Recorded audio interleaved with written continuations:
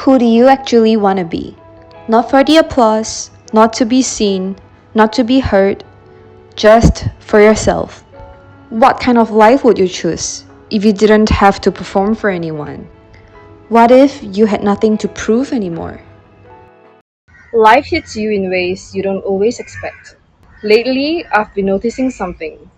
We spend so much time thinking about how we're seen that we rarely stop and ask who we are when no one is watching. I started noticing this in my own life.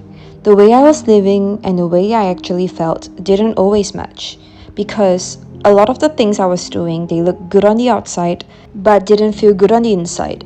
So I started changing small things, not in a dramatic way, just quietly.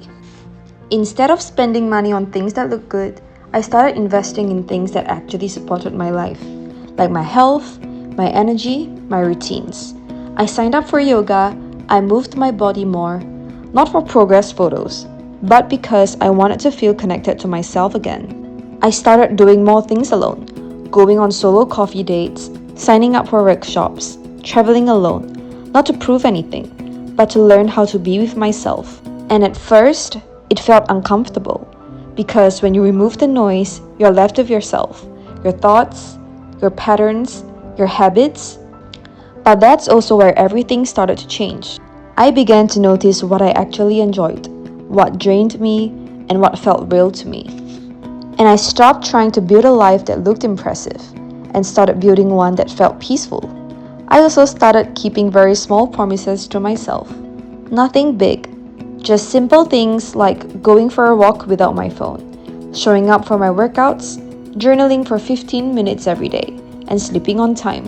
It sounds small, but those things changed everything because every time I showed up for myself, I built trust. And I think that's something we don't talk about enough.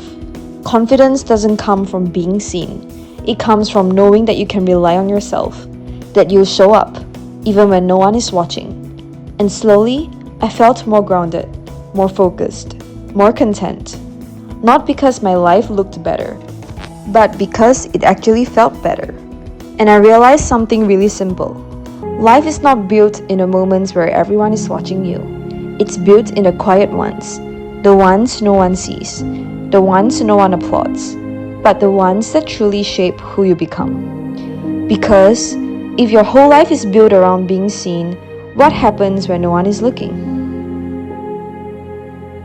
Lately, I've been trying to live a little more from that place, the part of me that exists even when no one is watching. And if you're figuring that out too, Becoming Whole will be a great companion to your journey.